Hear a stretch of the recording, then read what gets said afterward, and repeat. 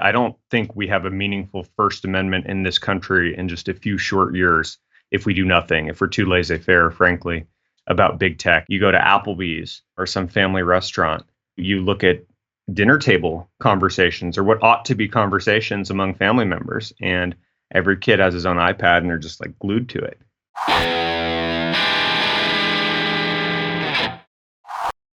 We're joined on the line by Blake Masters. He is running for the Senate in Arizona against Mark Kelly. His background is that he is the head of Thiel Capital, a multi-billion-dollar firm that invests in new technology companies, and the Thiel Foundation, a nonprofit foundation promoting science and innovation. And of course, he co-authored the #1 New York Times Bestseller Zero to One with Peter Thiel. It is an excellent book. It has sold more than 3 million copies. Blake, thanks so much for joining the program. Really appreciate it. Ben, it's great to be here. Thank you. Let's talk about why you are bothering to run for Senate. Seems like a really crappy job, I'll be honest with you. I've been asked about running for office before, and it seems pretty miserable being in the Senate, dealing with other senators all day, and then having to go around and fundraise and do all the things that being a senator requires. What drove you to run for public office here? Right. Well, I'm sure there are miserable parts, but hopefully there are some good parts too. Mainly, I feel like I just have to do it because I feel like we're losing the country. You know, my kids in some sense will be fine because I've had a successful business career, but they're on track to grow up in a country that works much less well than the country I grew up in, right? Just a few years ago in the late 80s and 90s. So I think everything is coming apart at the seams. And it feels, I look around in Arizona, I think I'm the only person that can unseat Democrat Mark Kelly. And, I'm not sure how much one person can do, but I intend to find out, because if not, if we don't right this ship, I feel like America's gone on this current trajectory in just a few years.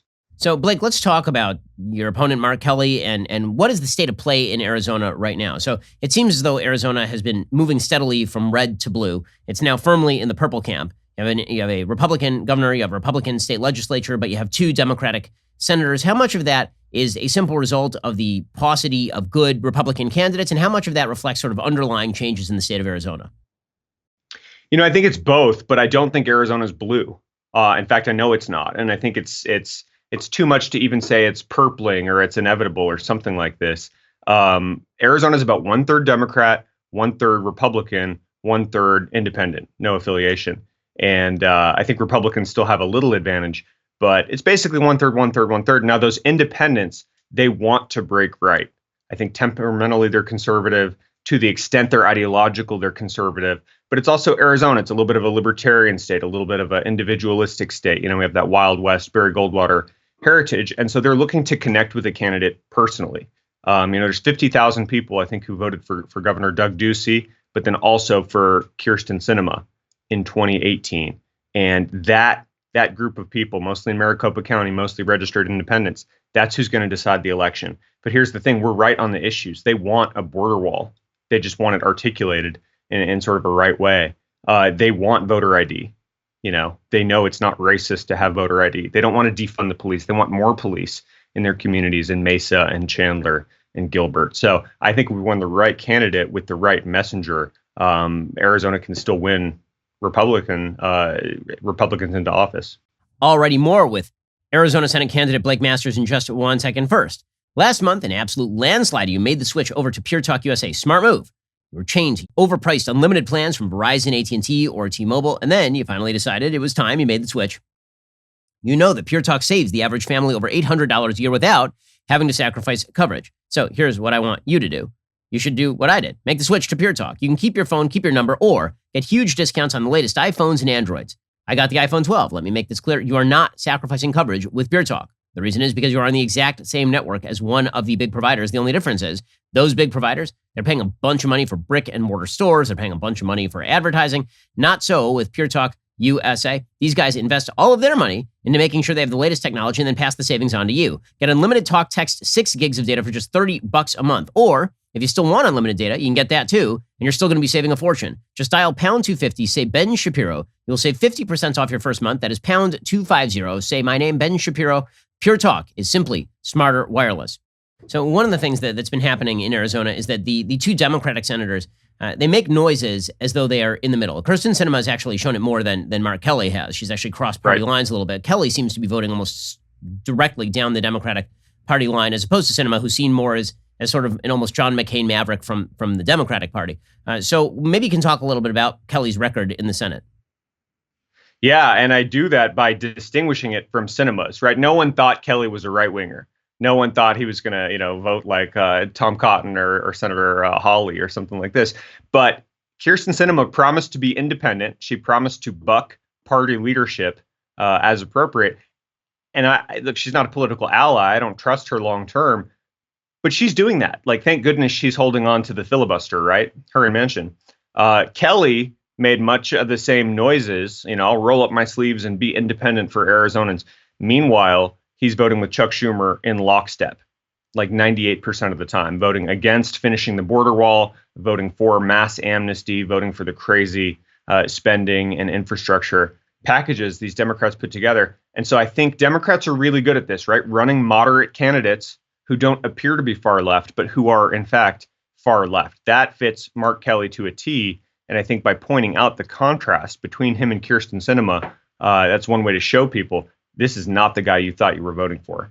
So, Blake, it's interesting. When I talk to people from Arizona, they seem, a lot of kind of higher ups in the Arizona Republican Party, they seem very concerned with the voter audits and with 2020 and all of that. And it seems to me that whatever you think happened in 2020, and I've been pretty open that I think that Trump lost the election and that there are many reasons why he lost the election, but whatever you think of that, I don't see why it behooves the Arizona Republican Party to spend the sort of time and effort they have on relitigating 2020 when it seems perfectly obvious that the future battle is 2022, 2024, and beyond. Where do you think the status is of sort of the state Republican Party at this point? And do they need to start looking forward as opposed to looking backward? Well, I think you got to do both. And I don't think that's a cop-out. I do think you have to look forward and win 2022, and you don't do that just by airing sour grapes about 2020. That said, and I don't know what happened, right? I look forward to reading the audit report. I think the vote margin between Trump and Biden as certified was like 10,500, just a few less. And we know Dems ballot harvest in Arizona, right? We know they do all these things where on the margin, you can find votes. So even if you don't believe in the wilder, Dominion switched votes stuff, I still think it behooves us to go and look and see, is this count accurate? How do we know? If only so that people can see, right? President Trump said this himself, like, let's run the audit. Let's see. If I lost, I lost. But let's see, right? And it feels like there's an awful lot of gaslighting. Blue check journos in Arizona want to tell this base, no, this is the most perfect election of all time, right? What are you talking about? If you have any complaints at all, shut up and go home. Meanwhile, Nancy Pelosi, as late as 2019, was saying that President Trump was not a legitimately elected president because of Russian hacking, Russian interference, right? So I think let's see what the audit says. Absolutely, though, we got to tighten up election laws going forward. We got to look to 2022 going forward. It's 2022 and 2024. And I do think we need forward-looking substantive agendas, because if we win those elections, we still have a chance. I think we can put America back together and have a prosperous American future. If we lose 2022 and 2024, I think it's all over. I don't think it's being too dramatic to say it's all over. The Dems will add seats to the Supreme Court. They will add states to the union. They will federalize elections. And then whatever you think happened in 2020, as soon as HR 1, S1, as soon as they get something like that passed, no Republican's ever going to win again in Arizona or anywhere else.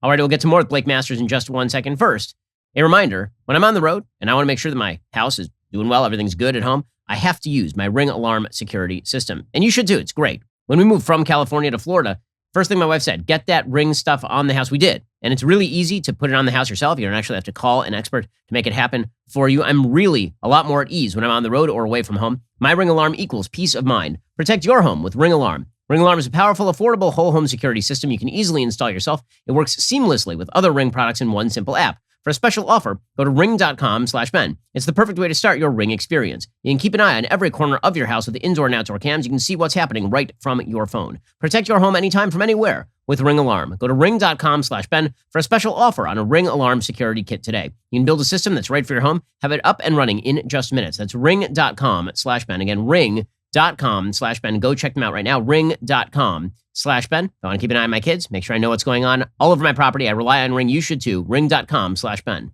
So, Blake, what is the kind of polling telling you at this point about Mark Kelly's status? He won very narrowly against a lackluster candidate in Martha McSally, who'd actually lost before, obviously, and then was appointed to fill a seat after she had lost an election already.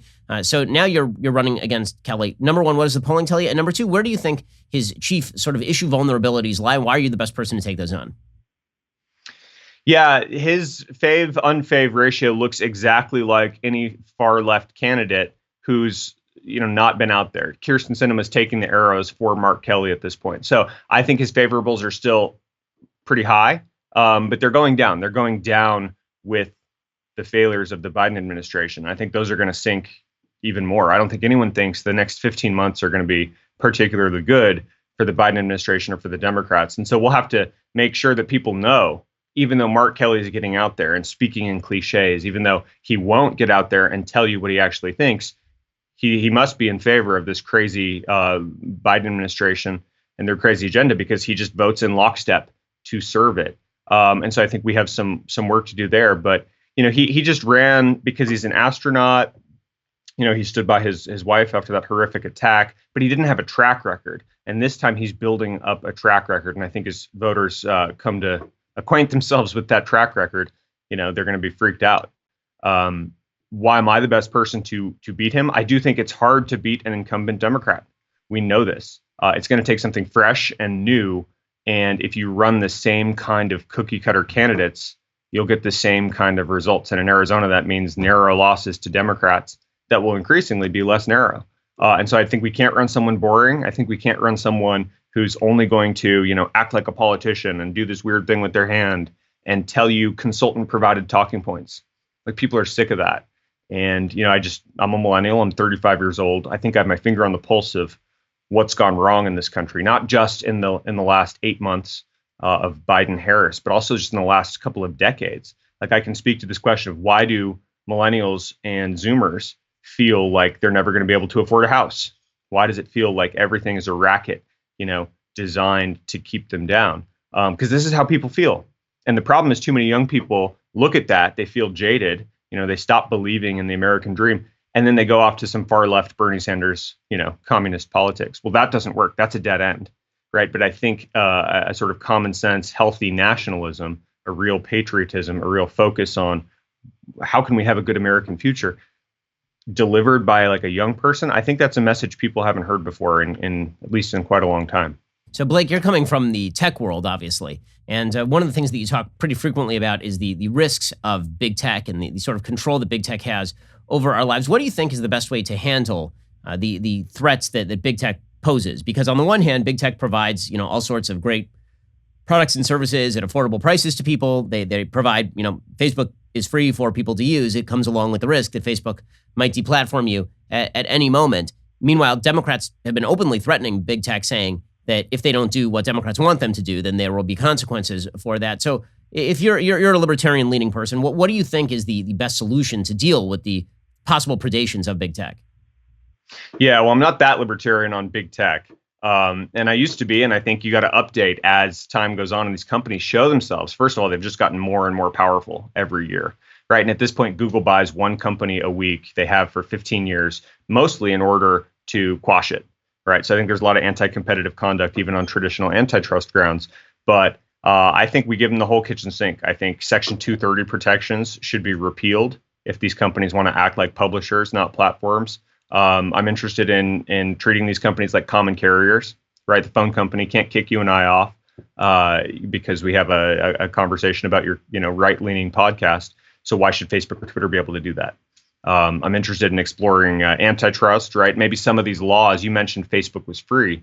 Well, a lot of the antitrust laws were written, to protect people from price gouging. Facebook doesn't price gouge. The product is free for you to use because you are the product in some sense. And so I think the FTC antitrust regime, we need to update all those laws to apply to big tech.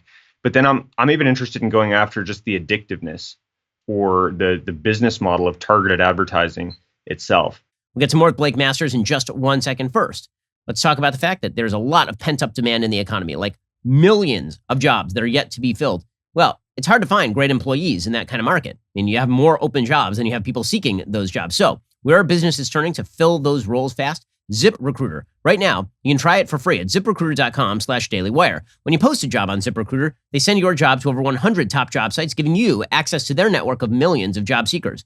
ZipRecruiter's matching technology scans resumes to find qualified candidates for your open roles, proactively presents them to you. You can easily review recommended candidates and invite your top choices to apply for your job. That encourages them to apply faster. According to ZipRecruiter internal data, jobs where employers invite candidates to apply get 2.5 times more candidates.